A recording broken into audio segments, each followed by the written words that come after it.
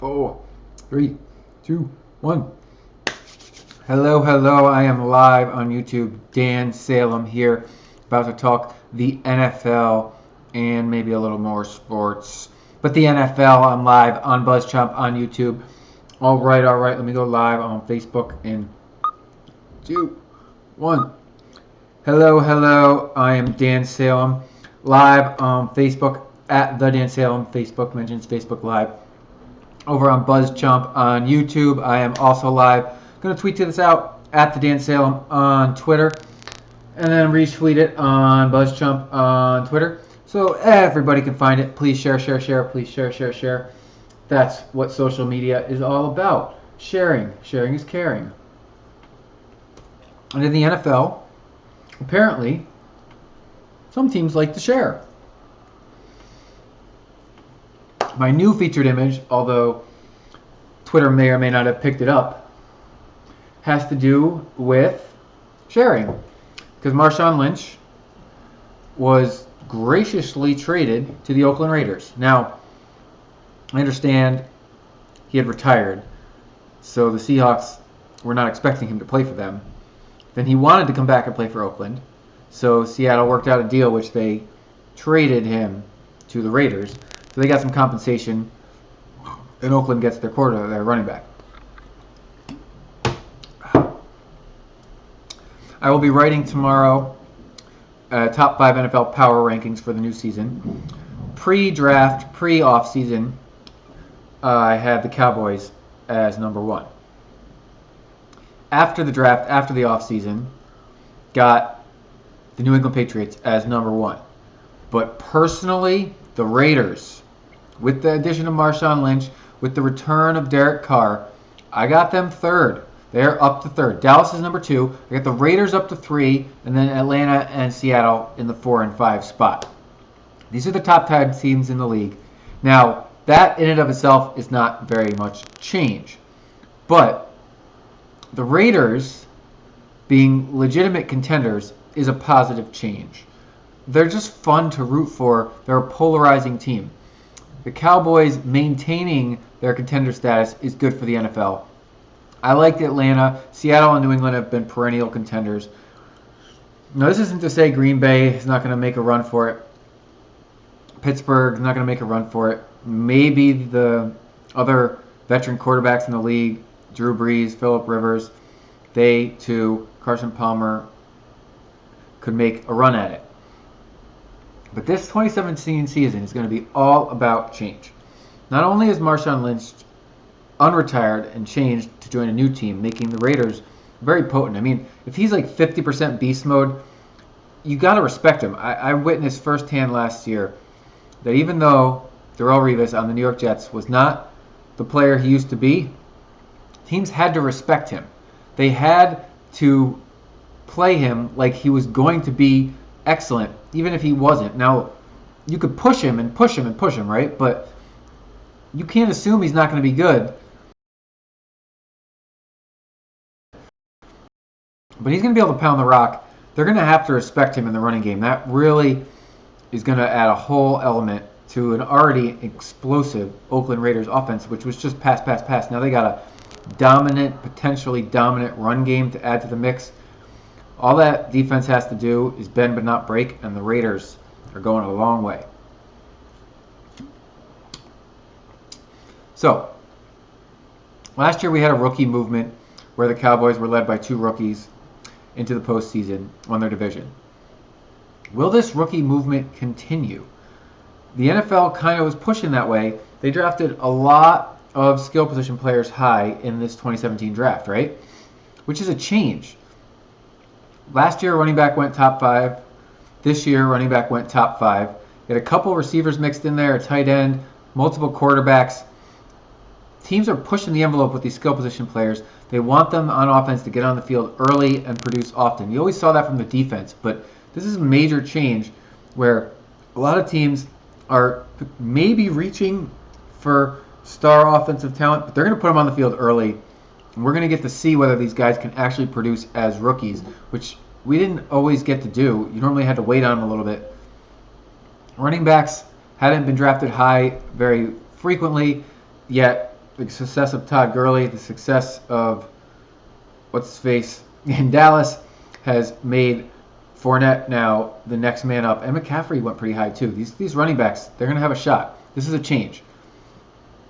Adrian Peterson, new team, changing of the guard. Can he help the Saints do something in one of Drew Brees' final few seasons? And the same with Jamal Charles, changing teams. These running backs changing teams. But ultimately, the biggest change coming to the NFL, the rules tweaked a little bit. A lot of our star quarterbacks are nearing the ends of their careers. Now, Tom Brady has claimed to want to play many more years. But we just saw Tony Romo and Jay Cutler retire. They were expensive, and teams didn't want to pay for a potentially, questionable product. Up and down. You don't know what you're getting with Romo because he's coming off an injury, and he didn't have the postseason success on his resume that you'd like for that type of a level investment this late in his career. Jay Cutler, inconsistent, threw a lot of interceptions. He was a good leader. He put up great numbers, but he never got his team over the hump. So both these quarterbacks had excellent stats in the regular season, got lots of victories over the time. Jay Cutler not quite as much. But they never got their teams over the hump. They never really made a splash in the playoffs. But because they were reliable veterans, they came with a price tag. They both ended up retiring for NFL studio jobs or play-by-play or blah, blah, blah, blah, blah. In the exact same class, man, Ben Roethlisberger, I think he was seriously considering retirement this offseason. He's coming back for this might be his final year. I mean, Pittsburgh's going to take a push. They got a great team around him. I don't know if the defense can hold it together. They haven't made a ton of offseason moves I didn't have them in my top 5 to really elevate them up for me yet. We'll see. But Roethlisberger, I question his health. He hasn't been able to stay healthy the last couple of years, and he's nearing the end of his career. Drew Brees is nearing the end of his career. Phillip Rivers is nearing the end. Eli Manning is nearing the end. Carson Palmer is nearing the end. We already know Tom Brady is nearing the end. These are big-name quarterbacks. They're gonna, their teams are gonna go for broke with them. Arizona was close 2 years ago, kind of stumbled last season, so they could still be close. Pittsburgh was close last year. They could still be close. New Orleans and LA Chargers, I don't know. That's tough for those two guys. I mean, you'd like to say that they could push over the hump and maybe make a playoff run, but I'm not sure I believe in either one of those teams on both sides of the ball to really go deep anywhere, let alone get into the playoffs. I mean, the Patriots, they're going to make another run. They made a run, won it last year. Yeah? Did they win it last year? Yeah. Yes, they did. Lost 2 years ago. They win a lot. They won 2 in a row. Anyways, they're going to keep making a run. So, it's a change because if Derek Carr stays healthy, he's one of the new leaders in Oakland as a quarterback position. Russell Wilson's a new leader at the quarterback position. Even though he's been doing it for several seasons, he's becoming one of the veterans. Can you believe that? Cam Newton, coming one of the veterans. Can Cam stay healthy? He's coming off shoulder surgery. That's going to be questionable for him. Who's the next group of great passers? I mean, Tannehill is not. He almost got fired. He's like kind of there, not really. Alex Smith's going to retire soon, so someone's got to replace him. People wanted it to be Osweiler. They want it to be Garoppolo. These guys haven't shown enough, proven much of anything yet. That's. I guess we got the rookies to look to, and the second-year players like Mariota and Winston, see if they can keep it together and keep it going. That's why these teams traded up for these quarterbacks, which, again, the trades up for quarterback, a big change from in the past. You don't see quite that much. The Bears made a reach. The Texans made a reach. The Chiefs made a reach. All three teams need a quarterback for the future, and they paid handsomely to get a guy, whether it's their guy or not. They got a guy. And if they can develop them, great. Kansas City's got the right situation to develop a quarterback. Chicago and Houston, not so much, because they're going to need to throw those guys on the field sooner rather than later. If they can let them sit on the bench for at least half the season, that would go a long way. I really hope they do, especially in Houston. I really like Watson, but I'm not sure he's going to get the chance to develop. He may just earn his licks on the field, which has not had a great track record for success.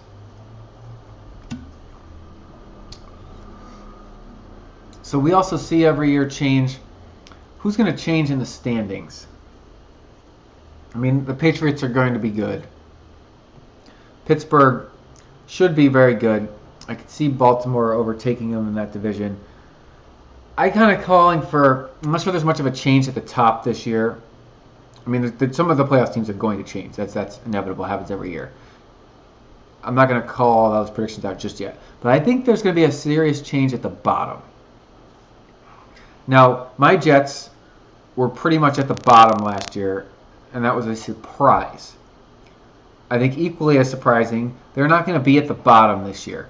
They're going to be in the middle. They're probably an 8-8 team. Maybe if they can lose a couple more games, they'll get a higher draft pick next season. That would be beneficial to them.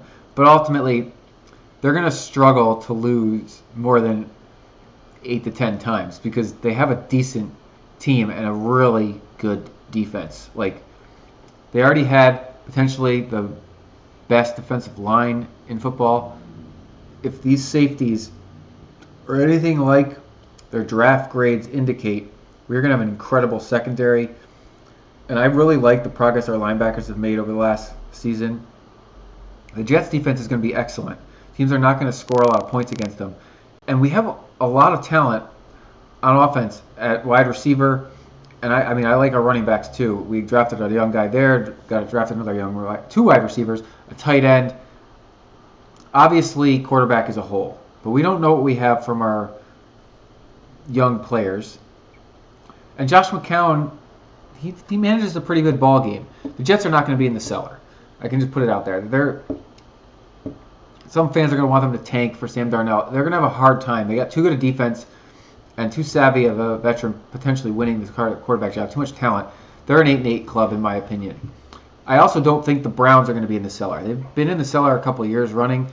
They have got so much youth, and I'm like a lot of talent. If that coaching staff is halfway decent, that's an 8-8 club also. So that AFC North better watch out because I think Cleveland, they're not a playoff team. They're not a wild card team. But I don't think they're the basement either. One team that's trending into the basement seriously is Jacksonville. They were pretty much there last year. I'm not sure I see them clawing out of that. That's unfortunate for the Jaguars and the Bears. I don't see the Bears clawing out of the basement. I can see San Francisco climbing up out of the basement quite a bit, and I think the LA Rams fall farther into it. I like Jared Goff, but I'm not sure that team reaches 8-8 this year. I think they're one of the basement dwellers, if I had to guess. And then a surprise basement dweller. Semi-surprise. I'm leaning towards Miami. I just feel like that team is in for a serious crash. Tannehill, I don't know, they don't quite totally buy him. They constantly are underachieving. I almost named the Bills because they're going through a lot of change. But Buffalo seems to always a little overachieve. Miami seems to underachieve, and they're just seem ready for like a super bottom out season. Now, if I was going to pick another team to bottom out, it's not going to be the Redskins. Kirk Cousins is too good.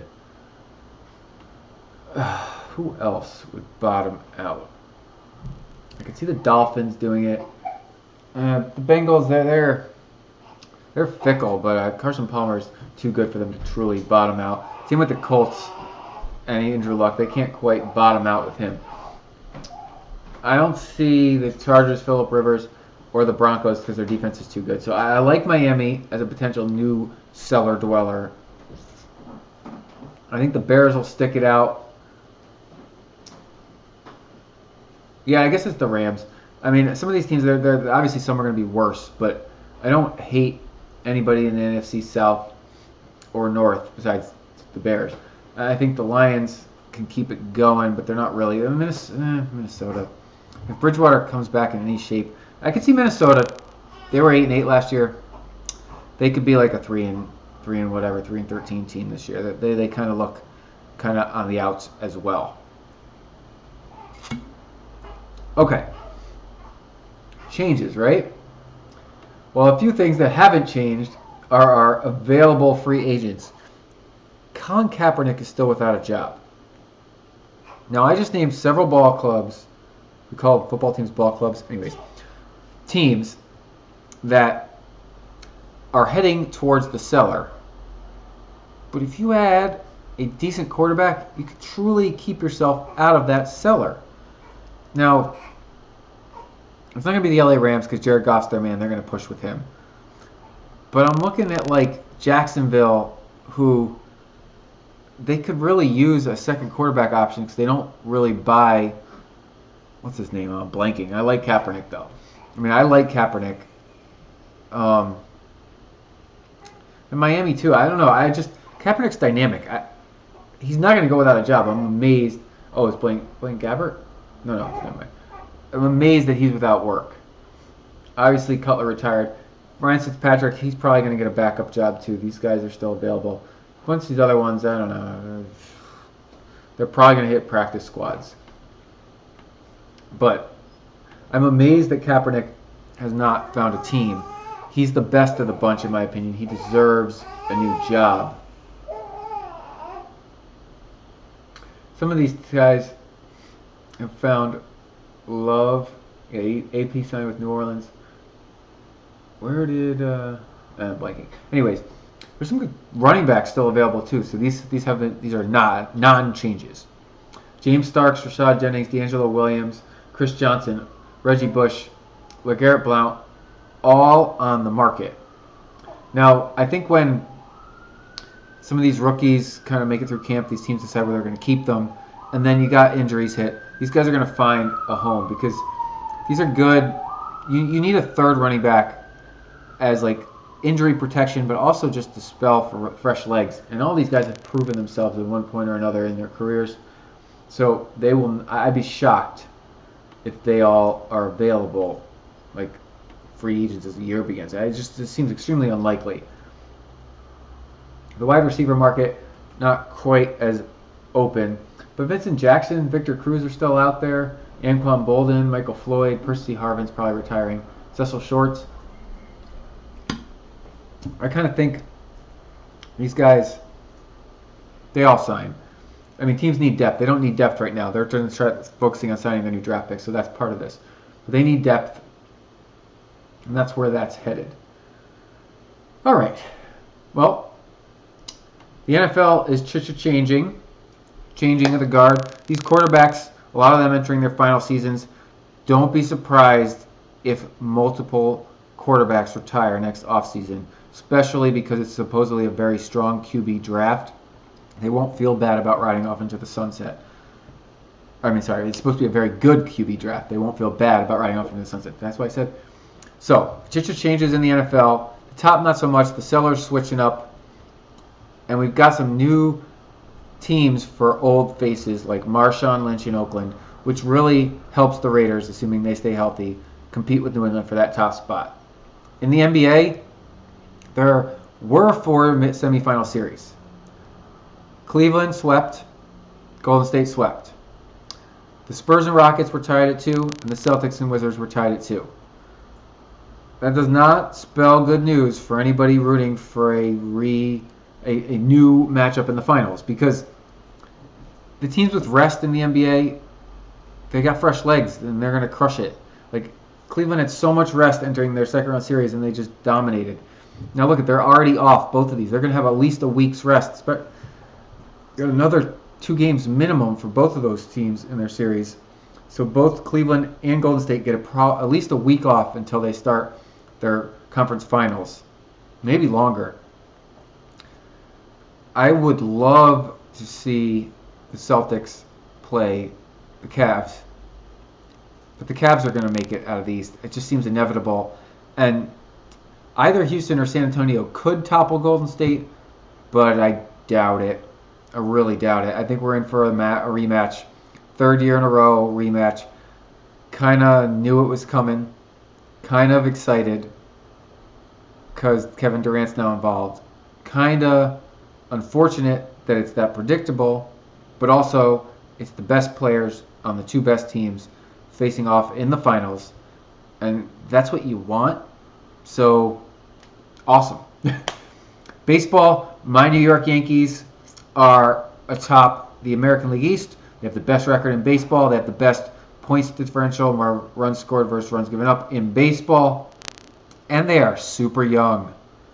That's how you rebuild in New York, baby. That's how you rebuild in New York. You get your pitching to click on all cylinders and Aaron Judge to lead the majors in home runs, and we win a lot of ball games. Woo, this has been fun. All right. Any questions before I sign off for the evening? Well, thank you guys. You have been great audiences. 2 formats, 2 audiences, 1 host. I'm Dan Salem. I am live 5 p.m. Pacific every Tuesday talking the NFL and a little bit of extra sports mixed in for good measure.